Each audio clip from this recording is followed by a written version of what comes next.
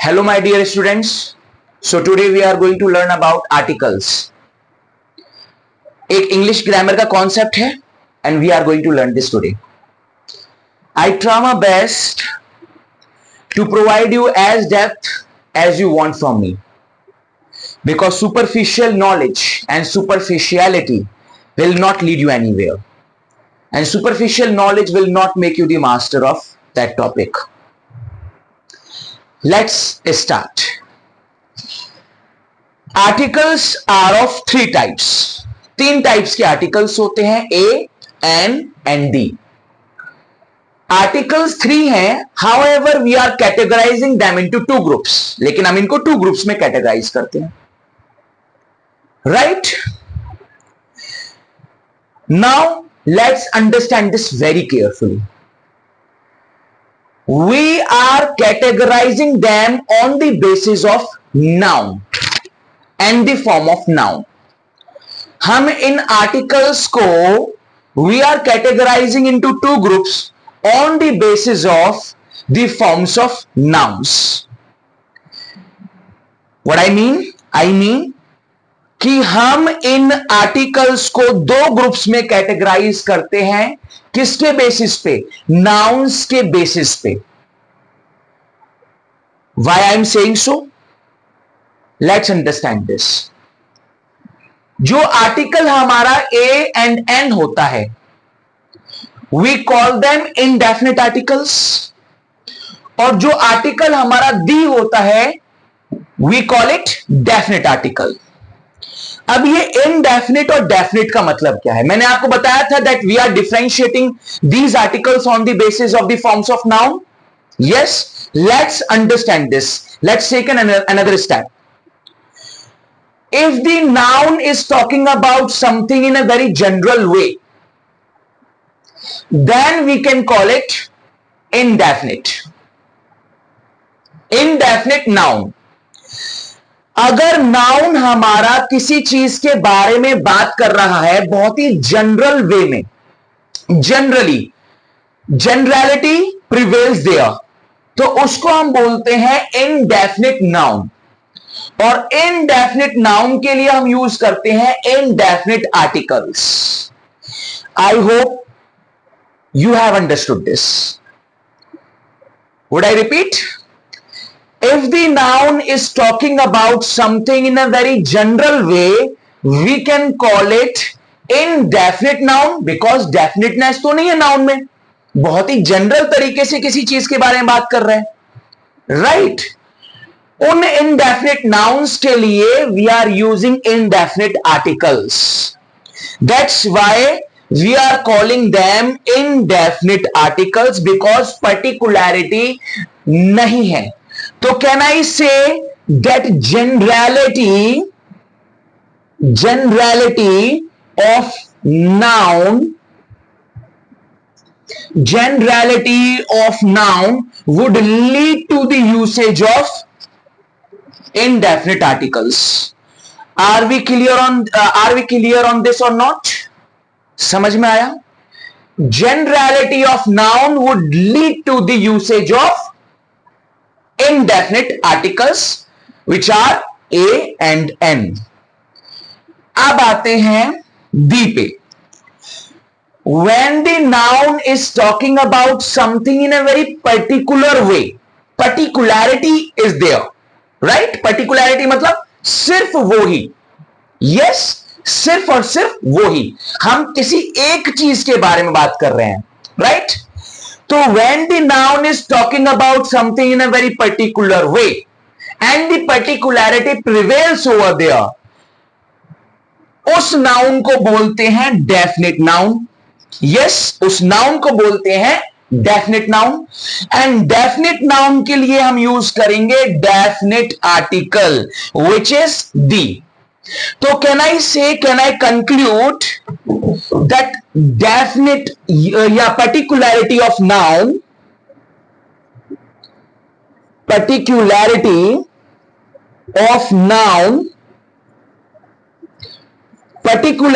noun would lead to the usage of definite article? Yes or no?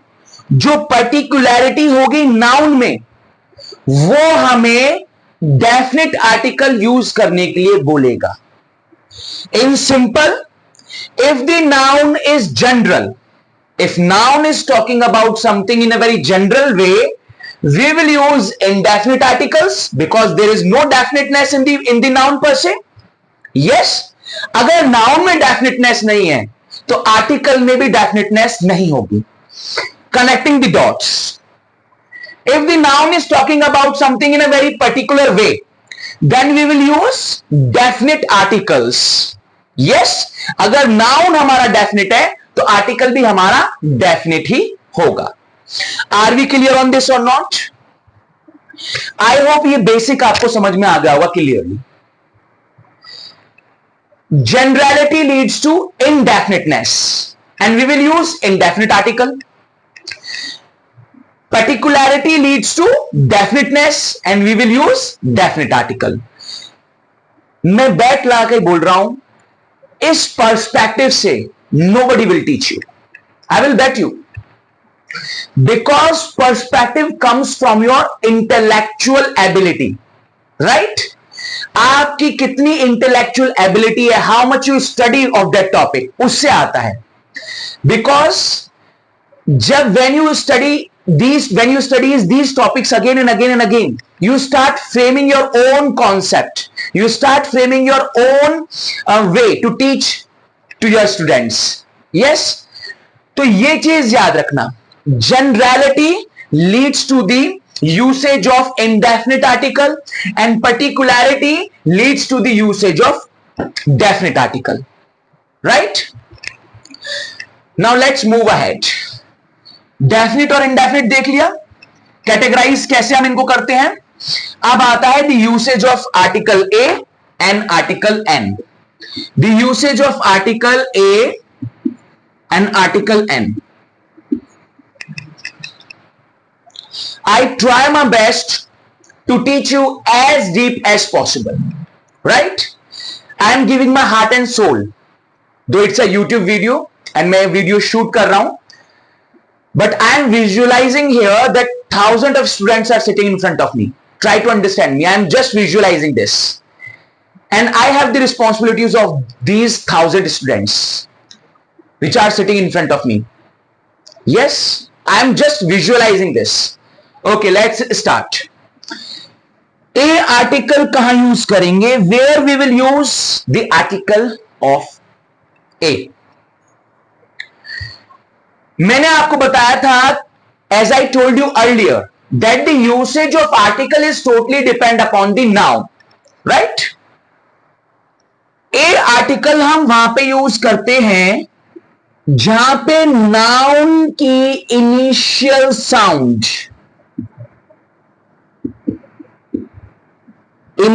Sound consonant हो.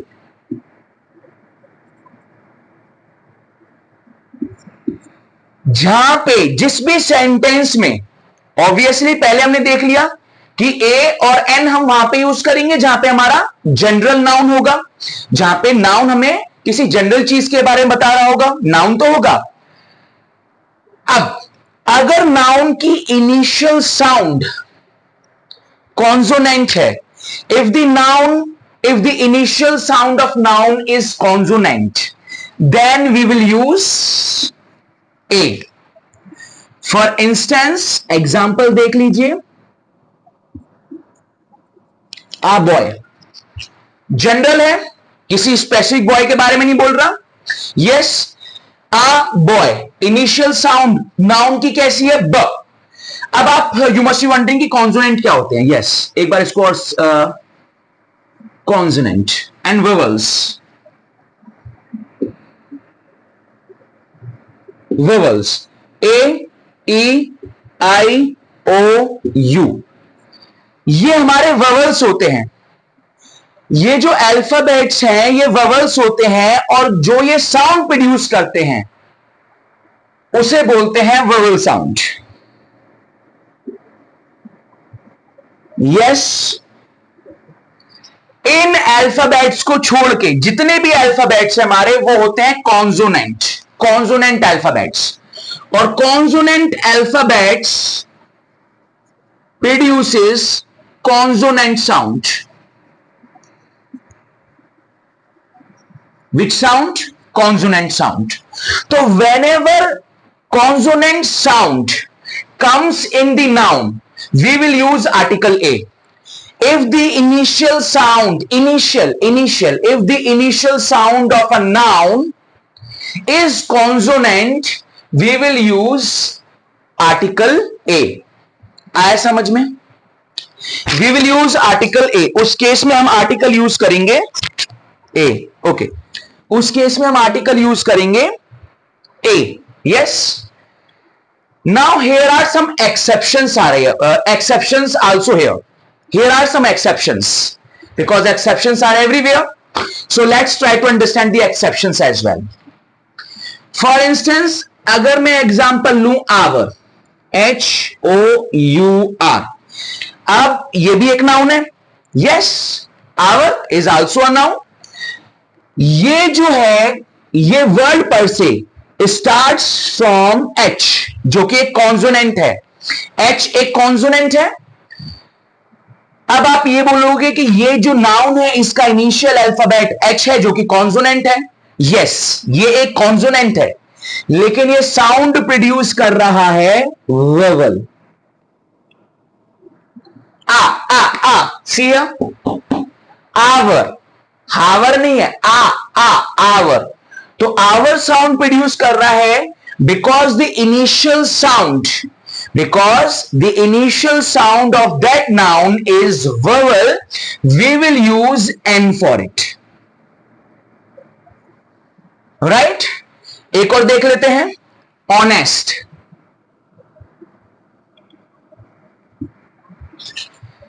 Honest ये भी एक noun है, abstract noun है. यस और no? Honest is an abstract noun. अब इसका जो इनिशियल अल्फाबेट है which is H. Now you must be wondering कि H तो हमारा कॉन्सोनेंट है. Irrespective of having consonant alphabet at the first, यहां पे क्या होता है, ये ऑनेस्ट जो है ये प्रोड्यूस कर रहा है वोवल साउंड. कैसी साउंड प्रोड्यूस कर रहा है? Vowel sound. And that's why इसके लिए हम यूज करते हैं an honest. We will use an honest. Yes, are we clear on this और नॉट? मैंने आपको बताया कि जो हमारे आर्टिकल ए होता है, आर्टिकल ए वहां पे यूज होगा जहां पे नाउन की इनिशियल साउंड हमारी कॉन्सोनेंट होगी. राइट, कॉन्सोनेंट होगी. यहां पे नाउन की इनिशियल साउंड हमारी वोवल है, irrespective of having consonant alphabet over there. Consonant alphabet होने के बाद भी यहां पे नाउन की जो इनिशियल साउंड है वो वोवल है. बेटा ट्राई टू अंडरस्टैंड दिस. ऐसा कोई नहीं पढ़ाएगा, इतने डीप में कोई नहीं पढ़ाएगा, I bet you. Right, because nobody has the time to teach you like this. किसी के पास टाइम नहीं है. They just providing superficial knowledge कि ऐसे ऐसे होता है. कॉन्सोनेंट में कॉन्सोनेंट साउंड आएगी तो ए और वोवल साउंड आएगी तो an. Yes, try to understand this. ये हो गया. अब आता है हमारा article an, where we will use an. जहां पे भी नाउन में इनिशियल साउंड वोवल आ रही होगी. वोवल का मतलब होता है AEIOU, ये साउंड आ रही होगी. अल्फाबेट्स को मत देखना कि जहां पे ए आ रहा होगा, ई आ रहा होगा, आई आ रहा होगा, ओ आ रहा होगा, यू आ रहा होगा, वहां पे हम एन यूज कर देंगे. अल्फाबेट्स, यस, नाउन के इनिशियल अल्फाबेट्स को मत रिकॉग्नाइज कीजिए. Start recognising the initial sound of the noun. Yes, जहां पे भी हमारी initial sound of the noun is vowel, we use an over here. वहां पे हम यूज करेंगे an. What we will use over here? We will use an over here. जैसे an egg, sound आ रही है vowel. Let's take another example. और भी एग्जांपल्स ले लेते हैं. First, second, enemy. बेटा try to understand this, initial alphabet को नहीं देखना है, देखा कि इनिशियल अल्फाबेट वोवल है तो हम एन यूज करेंगे, no, some words are there जिनमें इनिशियल अल्फाबेट हमारे वोवल है but they produce the consonant sound, that's why I told you always recognize the initial sound of nouns, not the alphabet per se. Are we clear on this or not? यहां पे भी ऐसा ही है, इसलिए मैंने बोला देखो यहां पे इनिशियल अल्फाबेट हमारा एच है जो कि कॉन्सोनेंट है, which is consonant. Don't try to recognise the initial alphabet of the noun, try to recognize the initial sound of the noun. The sound per se decides where we will use n and where we will use a. Are we clear on this or not बच्चे? Yes. So we will use a whenever the initial sound of the noun comes wherever the initial sound of the noun हमारी consonant होगी, and the initial sound of the noun अगर हमारी vowel हुई we will use an. जैसे let's take an another example ले लेते हैं N के केस में. आई थिंक इसकी रिफिल खत्म हो गई है. An orange, O is a vowel sound, yes or no? O is a vowel sound and that's why we will use N over here. अब जैसे हमारा A में एक्सेप्शन था, जब हम आर्टिकल A को यूज कर रहे थे उसमें एक्सेप्शन था. Exception is also lies in the article N as well. Let's take an example, इसका एग्जाम्पल लेते हैं. लेट्स टेक एन एग्जाम्पल कि N में कहां पे हमारा लाई करता है. जैसे for instance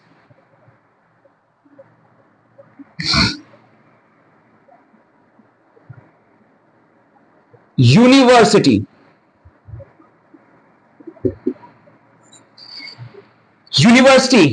we are taking this example university, right.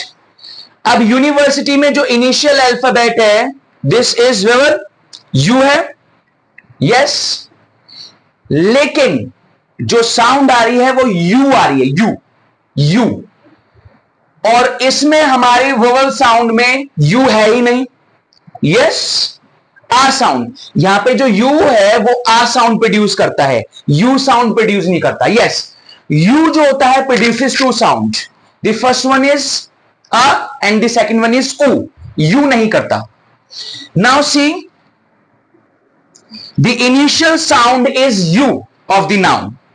तो यहां पे हम N यूज नहीं करेंगे, यहां पे हम यूज करेंगे a university. What we will use here? We will use here a university. Are we clear on this or not?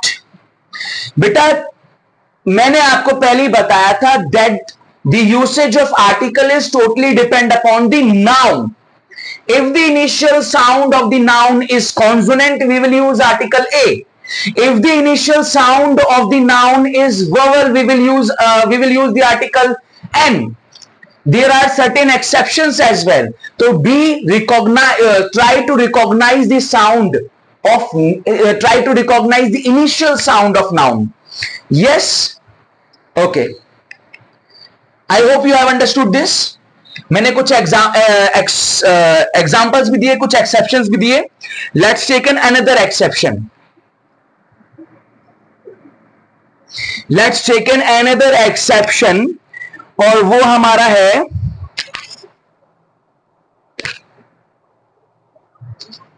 Union. ठीक है. अब आप ये बोलोगे the initial alphabet of this union is U. Now you must wondering, ये तो vowel है and vowel के साथ हमें एन यूज करना चाहिए. But try to remember all those things which I said earlier to you.